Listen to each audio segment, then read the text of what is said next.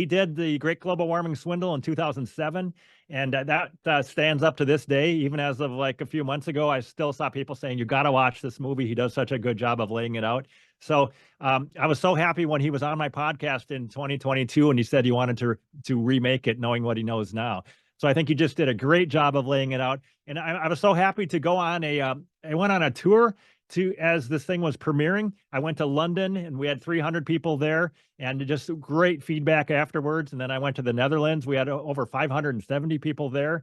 Again, totally positive feedback about how people really wanted to see this type of content. And then in Washington, D.C., I went, and we had like 120 people or something there. And I got to hang out with John Clauser, who is the 2022 physics Nobelist.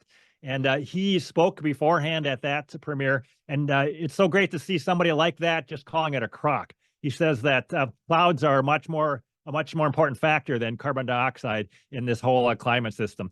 So overall, it's great to see such highly qualified people using really strong terms when they're pushing back against this narrative. And I think as more people push back against it, there's safety in numbers, and more people are going to come out of the woodwork and feel more free to speak out against these crazy narratives.